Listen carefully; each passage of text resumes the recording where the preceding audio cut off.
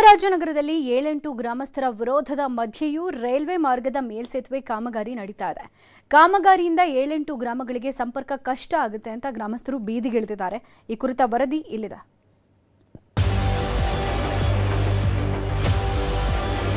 Railway bridge ಆಗಬೇಕಾದ್ರೆ under pass ವ್ಯವಸ್ಥೆ ಮಾಡಿಲ್ಲ.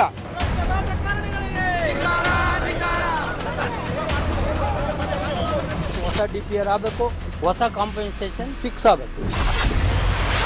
ಅವೈಜ್ಞಾನಿಕ ಮೇಲ್ಸೇತುವೆ ಕಾಮಗಾರಿಗೆ ವಿರೋಧ. ಭೂಸ್ವಾಧೀನ ಪ್ರಕ್ರಿಯೆ ತಾರತಮ್ಯ ನೀತಿ ವಿರುದ್ಧ ಕಿಚ್ಚು. ಬೇಕೇ ಬೇಕು ನ್ಯಾಯ ಬೇಕು, ಬೇಕೇ ಬೇಕು ನ್ಯಾಯ ಬೇಕು. ಯಾತಕ್ಕಾಗಿ ಹೋರಾಟ, ನ್ಯಾಯಕ್ಕಾಗಿ ಹೋರಾಟ. ಧಿಕ್ಕಾರ ಧಿಕ್ಕಾರ, ಜಿಲ್ಲಾಡಳಿತಕ್ಕೆ ಧಿಕ್ಕಾರ, ರಾಜ್ಯ ಸರ್ಕಾರಕ್ಕೆ ಧಿಕ್ಕಾರ. ಹೀಗೆ ಘೋಷಣೆ ಕೂಗುತ್ತಾ 4 ದಿನಗಳಿಂದ ಪ್ರತಿಭಟನೆ ನಡೆಸುತ್ತಿರುವ ಗ್ರಾಮಸ್ಥರು. ಈ ದೃಶ್ಯವು ಚಾಮರಾಜನಗರ ಮೈಸೂರು ರಾಜ್ಯ ಹೆದ್ದಾರಿಯಲ್ಲಿರುವ ಪಣ್ಯದ ಹುಂಡಿ ಬಳಿ ಕಂಡು ಬಂದಿದೆ. ಇವರೆಲ್ಲ ರೈಲು ಮಾರ್ಗದ ಮೇಲೆ ಅವೈಜ್ಞಾನಿಕ ಮೇಲ್ಸೇತುವೆ ನಿರ್ಮಾಣ ಕಾಮಗಾರಿಗೆ ವಿರೋಧಿಸಿ ಪ್ರತಿಭಟನೆ ನಡೆಸುತ್ತಿದ್ದಾರೆ. ಒಂದು ವೇಳೆ ಅಂಡರ್ ಪಾಸ್ ನಿರ್ಮಿಸದೆ ಮೇಲ್ಸೇತುವೆ ನಿರ್ಮಿಸಿದ್ರೆ ಪಣ್ಯದ ಹುಂಡಿ, ದಾಸನೂರು, ತೊರವಳ್ಳಿ, ಹೊಮ್ಮ, ಪಿ ಮರಹಳ್ಳಿ ಸೇರಿದಂತೆ ಸುತ್ತಮುತ್ತಲ 7-8 ಗ್ರಾಮಗಳಿಗೆ ಇರೋ ಪ್ರಮುಖ ಸಂಪರ್ಕವೇ ಕಡಿತಗೊಳ್ಳುತ್ತೆ. ಹಾಗಾಗಿ ಈ ಕಾಮಗಾರಿಯನ್ನ ಜಿಲ್ಲಾಡಳಿತ ತಕ್ಷಣವೇ ಕೈಬಿಡಬೇಕು ಅಂತ 7-8 ಗ್ರಾಮಗಳ ಜನರು ಪ್ರತಿಭಟನೆ ನಡೆಸುತ್ತಿದ್ದಾರೆ.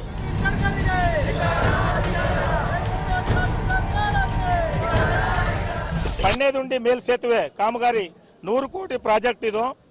ನಾವು 2 ವರ್ಷದಿಂದ ಹೋರಾಟ ಮಾಡ್ಕೊಂಡು ಬರ್ತಾ ಇದ್ದೀವಿ. ಈ ಪ್ರಾಜೆಕ್ಟ್ ಅವೈಜ್ಞಾನಿಕ. ಯಾಕೆಂದ್ರೆ ಇವು ಡಿಪಿಆರ್ ತಯಾರು ಮಾಡಿರೋದೇ ಇವರು ಮೋಸ.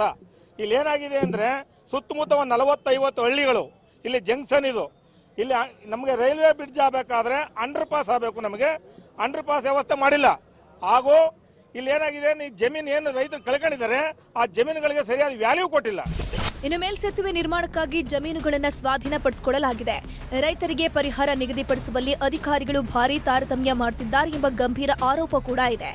ಬದನಗುಪ್ಪೆ, ಕೆಲ್ಲಂಬಳ್ಳಿ ಕೈಗಾರಿಕಾ ಪ್ರದೇಶಕ್ಕೆ 1 ಗುಂಟೆ ಜಮೀನಿಗೆ 7 ಲಕ್ಷ ರೂಪಾಯಿ ನಿಗದಿಪಡಿಸಿದ್ದು, ಇಲ್ಲಿನ ರೈತರ ಜಮೀನಿಗೆ ಕೇವಲ 1 ಲಕ್ಷ ರೂಪಾಯಿ ನಿಗದಿ ಮಾಡಲಾಗಿದೆ. ನಮಗೆ ನ್ಯಾಯ ಸಿಗೋವರೆಗೂ ಹೋರಾಟವನ್ನ ಕೈ ಬಿಡೋದಿಲ್ಲ ಅಂತ ರೈತರು ಎಚ್ಚರಿಕೆ ನೀಡಿದ್ದಾರೆ. ಆತುರ ಮಾಡಕ್ಕೆ ರೈತರು ಅವಕಾಶ ಕೊಡಲ್ಲ. ದಯವಿಟ್ಟು ಹೊಸ ಡಿಪಿಆರ್ ಆಗಬೇಕು, ಹೊಸ ಕಾಂಪನ್ಸೇಷನ್ ಫಿಕ್ಸ್ ಆಗಬೇಕು. ಇಷ್ಟೇ ನಮ್ಮ 2 ಬೇಡಿಕೆ. ಈಗಾಗಲೇ ಮೊನ್ನೆ ನಾವು ಡಿ.ಸಿ ಅವ್ರ ಹತ್ರ ಮಾತಾಡಿದ್ರು, ಅವ್ರು ಒಪ್ಕೊಂಡಿದ್ದಾರೆ. ಡಿ.ಸಿ ಅವ್ರು ಬಂದಿರೋ ಸರ್ವರ್ ಅದು, ಡಿ.ಸಿ ಅವ್ರು ಬಂದಿಲ್ಲ. ಆದ್ರಿಂದ ದಯವಿಟ್ಟು ನಾವು ಇದಕ್ಕೆ ಮಾಡಕ್ಕೆ ಅವಕಾಶ ಕೊಡಲ್ಲ. ಕಾಮಗಾರಿ ಮರುಪರಿಶೀಲಿಸಿ ರೈತರು ಹಾಗೂ ಸಾರ್ವಜನಿಕರಿಗೆ ಅನುಕೂಲವಾಗುವಂತೆ ಮಾರ್ಪಾಡು ಮಾಡಬೇಕು.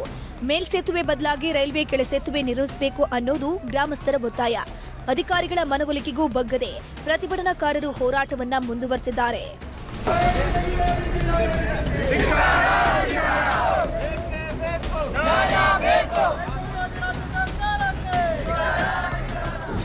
ಒಟ್ನಲ್ಲಿ ಅಭಿವೃದ್ಧಿ ಹೆಸರಲ್ಲಿ ಗ್ರಾಮದ ಸಂಪರ್ಕವನ್ನೇ ಕಡಿತಗೊಳಿಸೋಕೆ ಹೊರಟಿರೋ ಅಧಿಕಾರಿಗಳ ವಿರುದ್ಧ ಗ್ರಾಮಸ್ಥರ ಹೋರಾಟ ಮುಂದುವರಿದಿದೆ. ಇನ್ನಾದರೂ ಗ್ರಾಮಸ್ಥರ ಮನವಿಗೆ ಅಧಿಕಾರಿಗಳು ಮಣಿಯುತ್ತಾರಾ? ಕಾದು ನೋಡಬೇಕಿದೆ. S M Nandish, news 18, Chamarajanagar.